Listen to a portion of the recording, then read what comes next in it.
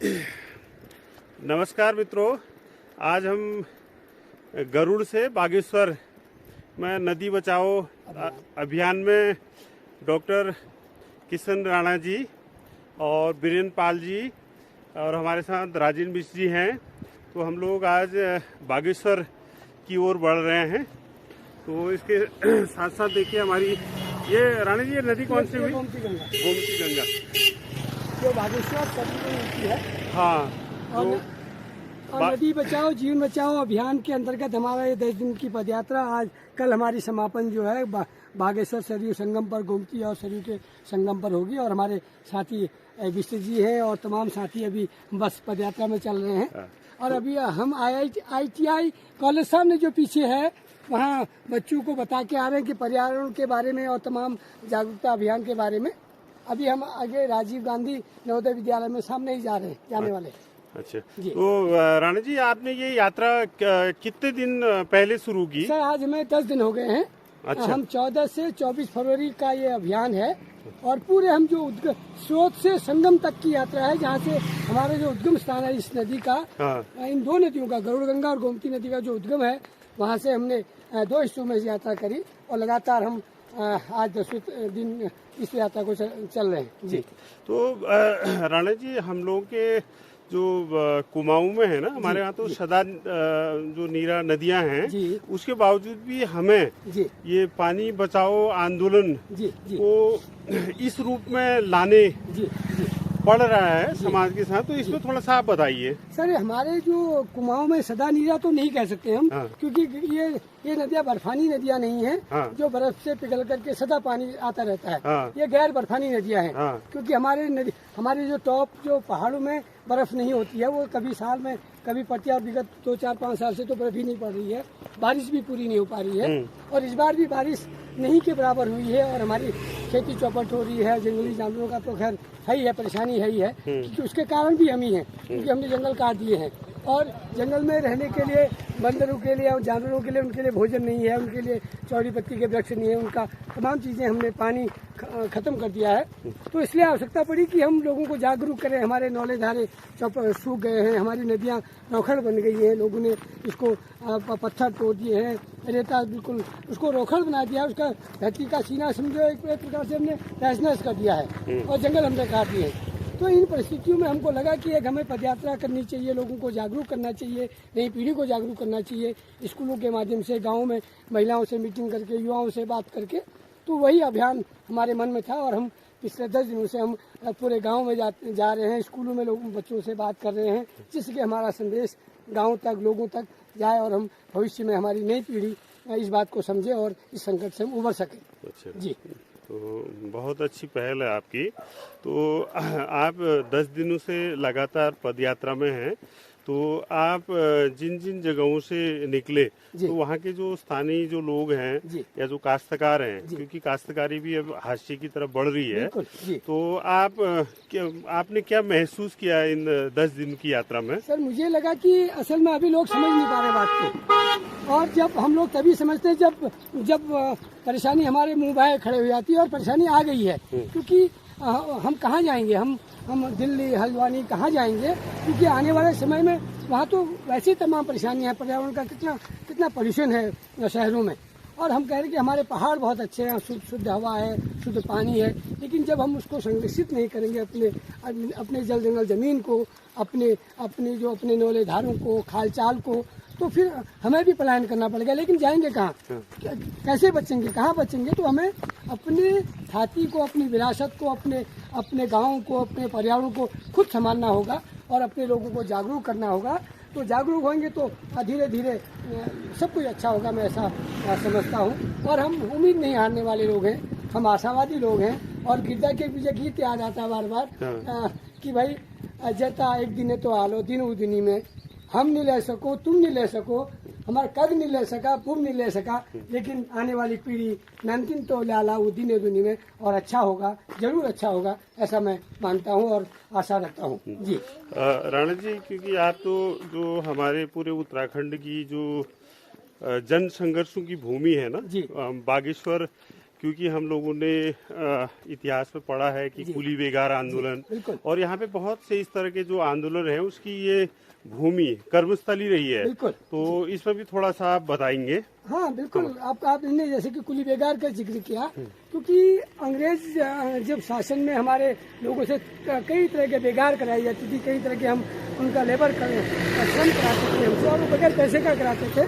और हमको इसी को कुली बेगार कहते हैं, क्योंकि वो बेगार होता था और वो बगैर हमको कोई उसका श्रम का पैसा नहीं मिलता था, और हमें मेहनत करवाते थे, फ्री में करवाते थे। तो उसका विरोध जो है 1921 में हमारे कचूर के बहुत बड़े जननायक हुए, फ्रीडम फाइटर हुए मोहन सिंह मेहता जी। 1921 में उनकी पहली गिरफ्तारी है पूरे उत्तराखंड में कुली बेगार के विरोध में, मोहन सिंह मेहता जी जो स्वतंत्रता संग्राम सेनानी थे उस समय के। तो ये धरती तो कई आंदोलनों से निकली है, आंदोलन के लोग रहे हैं, बहुत ही आंदोलन यहाँ हुए हैं, और कुली बेगार के विरोध में तो अपने पूरे जो डॉक्यूमेंट, पूरे जो लेख जो लिखा हुआ जो कागज थे वो सरयू में बहा दिए थे। तो ये भी एक वो है, और यहीं से हमें सब करना पड़ेगा और बढ़ना पड़ेगा। तो थोड़ा सा आप जो मुख्य आपकी जो दो नदियां हैं यहाँ पे, तो उनके बारे में भी थोड़ा सा हमारे जो व्यूअर हैं उनको बताएंगे। एक तो जो गरुड़ के पास से जो ये निकलती है, और हाँ गरुड़ गंगा जी, और जैसे गोमती गंगा हाँ जी। असल में गरुड़ जो बाजार है, गरुड़ के अंदर करीब 20-25 किलोमीटर अंदर से गरुड़ शिला नामक स्थान से गरुड़ गंगा का उद्गम क्षेत्र है, स्थान है। तो वहाँ से हमारी ये पदयात्रा गरुड़ पुल और चक्रवर्तेश्वर तक आई, और उस घाटी में करीब 25-30 गांव हैं, बहुत बड़े बड़े गांव हैं उस क्षेत्र में, उस क्षेत्र में बहुत बड़े गांव हैं। तो बात यही है कि उस पूरे इलाके में बहुत अच्छी खेती होती है, बहुत रोपाई होती है, धान, और हमारे कचूर घाटी को तो वैसे ही धान का कटोरा कहते हैं, एक समय कहा करते थे। लेकिन आज क्या है कि अब एक ही संकट है कि पानी धीरे धीरे बरस नहीं रहा है, नदियों का पानी जल स्तर कम हो रहा है, नौले धारे सूख रहे हैं। तो हमने यही कोशिश करी कि लोगों को जागरूक करें अपने इस प्राकृतिक संसाधनों के लिए, उसके प्रति। और उधर जो ग्वालदम के अंदर एक मंदिर है अंगियारी महादेव, और बधानगढ़ी का मंदिर उससे करीब 5-6 किलोमीटर और अंदर की तरफ अंगियारी महादेव है। वहाँ से गोमती गंगा का उद्गम है, जो पूरे गांव को छूते हुए बैजनाथ मंदिर पर आती है। बैजनाथ मंदिर का एक छोटा लेक बना रखा है, तालाब बना हुआ है, जहाँ पर पर्यटन के लिए को बढ़ावा देने के लिए बना है। उसके साथ साथ ये आगे बढ़ते बढ़ते आज हम ये फटगली से होते हुए ये कमेडी और बागेश्वर की तरफ जा रहे हैं। तो ये हम एक एक चीज़ को अध्ययन कर रहे हैं कि कितने ट्यूबवेल, कितने जो है जो पंप लग गए हैं जो पानी खींचने के होते हैं नदी में, कितने घर घर जल और घर घर नल की योजनाएं बन गई हैं, तमाम चीज़। लेकिन किसी का ध्यान प्राकृतिक जो हमारे संसाधन है उनको संरक्षित करने का, उनको पुनर्जीवित करने का है ही नहीं। क्योंकि जब तक हम बांस, बुरांस, तीस और अंगार के पौधों का संरक्षण नहीं करेंगे, उनको रोपण नहीं करेंगे, उनको नहीं बचाएंगे और खालचाल नहीं बनाएंगे जंगलों के अंदर, तो ये पानी कैसे बचेगा, कैसे हमारी नदियाँ जो है पुनर्जीवित होंगी, कैसे हमारे नौले धारों में पानी आएगा, ये बड़ा विषय है। और इसको सोचने का प्रयास युवा पीढ़ी सोचे, युवाओं को हम जागरूक करने का प्रयास कर रहे हैं। मैंने राणा साहब ना ये सुना था कि आपके गरुड़ वाले क्षेत्र में जी, यूपी के समय में करीब 80 से पहले शायद यहाँ पे, क्योंकि खेती का तो बहुत बढ़िया मतलब यहाँ पे शेरा है, तो यहाँ पे कुछ लोगों को कृषि पंडित की भी उपाधि उत्तर प्रदेश था हमारा, जिसमें उत्तराखंड भी था। तो आज क्या स्थिति है यहाँ की खेती किसानी, क्योंकि आप लोग यहाँ पे एक किसान मेला भी कराते हैं आप लोग? बिल्कुल, हम लोग कराते हैं जी। तो उसके बारे में भी थोड़ा बताएंगे आप? बात यह है कि वो समय जरूर हम लोग खेती बाड़ी, और आज भी अधिकांश लोग खेती बाड़ी कर रहे हैं, लेकिन समय के साथ साथ आज नई पीढ़ी खेती बाड़ी से विमुख हो रही है। लोग पशुओं को नहीं पालना चाह रहे हैं, और बाजार के दूध और बाजार की टमाटर सब्जी पर वो बहुत ही प्रभावित और खुश हो रहे हैं। लेकिन कहीं न कहीं हमारा समाज अकर्मण्य हो रहा है। हम लोग हल्द्वानी की तरफ तो जा रहे हैं, लेकिन हम अपने गांव से विमुख हो रहे हैं, अपने भाई बंदी से विमुख हो रहे हैं, अपने नौले धारे जंगल, अपने खेती से विमुख हो रहे हैं। लेकिन वो हमारे लिए बहुत ही पीड़ा का विषय है। और वहाँ से फिर हम शहर से हम बीमारियां लेके आ रहे हैं। और जैसे आपने देखा कोरोना काल में हम लोग कैसे अपने घरों को ढूंढते ढूंढते कहाँ से कितने वर्षों के बाद वापस आए, अपनी जड़ों की तरफ आए। तो मैं तो यही कहना चाहता हूँ कि हम अपनी जड़ों को नहीं भूलें, अपने गांव को नहीं भूलें, अपनी खेती को, अपने खलिहान को, अपने नौले घरों को, अपने रिश्तों को, अपनी विरासत को नहीं भूलें। और अंततः आप कहीं जाइए दुनिया के अंदर, आप विदेशों में जाइए, अच्छे जॉब कीजिए, अच्छा काम कीजिए, लेकिन अपनी विरासत, अपने गांव, अपने भाई बंदी, अपने लोगों को न भूलें और अंततः अपने गांव में जरूर आएं, उसकी समृद्धि के लिए काम करें। और हम लोगों से यही हम लोगों को संदेश दे रहे हैं। जी धन्यवाद, थैंक यू। तो हमारे साथ इस यात्रा में वीरेंद्र पाल जी भी हैं, तो हम इनसे भी थोड़ा जानना चाहेंगे, क्योंकि ये 10 दिन से इस पैदल जो यात्रा है उसमें लगे हुए हैं। तो आपका हमारे चैनल में बहुत बहुत स्वागत है। सर, आप इस यात्रा के जो अनुभव हैं उसमें कुछ आप हमारे जो व्यूअर हैं उनसे भी आप बांटिए इसको। बिल्कुल सर, अब जैसे हमारे डॉक्टर किशन राणा ने बताया कि जल जंगल जमीन, और वैसे देखा जाए तो इसका हमारे जीवन में बहुत ही महत्व है। चाहे वो हमारे धार्मिक कार्यक्रम हो या कोई पूजा हो या किसी भी तरह के कार्यक्रम होते हैं, उसके साथ भी हमारा इसका बड़ा महत्व है। अति हम मिट्टी को लें या ज़मीन को लें तो हमारे पार्थिव पूजा में या हवन वेदी में एक विशेष प्रकार की मिट्टी का प्रयोग होता है। और पूजा में लें तो हर किसी उस पर चाहे वो वनस्पति हो या घास हो, उसका बहुत ज़्यादा यूज होता है। जैसे हमारे वहाँ गणेश पूजा होती है, गणेश स्थापा जाता है, तो उसकी पूजा के लिए, गणेश को पूजने के लिए दुब घास का यूज होता है। और वही हमारा मेडिसिन भी है। हमारे गांव में कहते हैं कि बुजुर्ग लोग, ये आंखों में बादल छा गया है, मतलब गंदगी की ये परत आ गई है, तो उसकी जड़ों को कूट के, उसको कपड़े से छान के, उसको अति आंखों में ड्रॉप की तरह डाला जाए, तो उससे वो आंखों की गंदगी साफ होती है। लेकिन आधुनिक का समय है, उस पर आपको कुछ अपने करना ही नहीं है, बस आई ड्रॉप लेनी है और आंखें साफ कर लेनी है। उसी तरह से हमारे दूसरे प्लांट हैं, जैसे तिमूर है।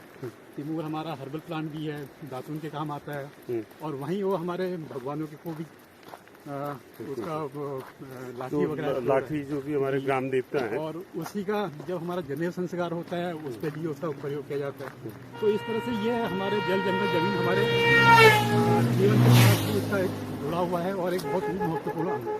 अभी हम पूजा पाठ की बात करते हैं तो पानी की जरूरत पड़ती है। पानी भी हमारा हर कोई धारे का नहीं होता है। जो यहाँ की शुद्ध नदियाँ हैं, गोमती है, सरयू है, तो गंगा है, तो इन्हीं नदियों का पानी हम लोग पूजा वगैरह में भी यूज़ करते हैं। तो इसलिए हमारा जल जंगल जमीन हमारे जीवन से, हमारे मतलब जन्म से लेके मृत्यु तक का ये हमारे हर चीज़ में ये हमारे साथ रहती है। तो इसको हमने ज़्यादा से ज़्यादा यूज़ करना चाहिए और ज़्यादा से ज़्यादा इसको इनका दोहन नहीं करना चाहिए। धन्यवाद पाल साहब, आप इस यात्रा में हैं।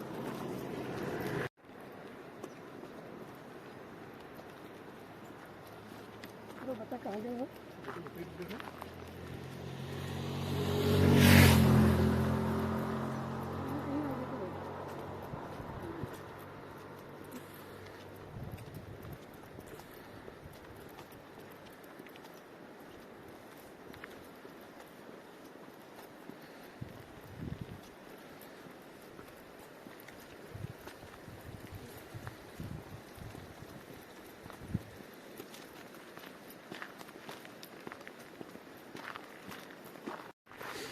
राणा जी हम ये भी जानना चाहेंगे ना जी, आप गरुड़ जैसे छोटे क्षेत्र में जी, क्योंकि आपके वहाँ जिस लेवल पे आप लोग ये किसान महोत्सव जो करा रहे हैं वो मतलब कैसे कर पा रहे हैं आप? छोटी जगह है और आपके पास सीमित संसाधन है, उसके बावजूद भी कितने दिन का आप प्रोग्राम कराते हैं उसको? थोड़ा उसके बारे में बताइए। ये किसान महोत्सव जो है पिछले 8 सालों से अपने गरुड़ क्षेत्र में कराते आ रहे हैं लोगों के बीच में।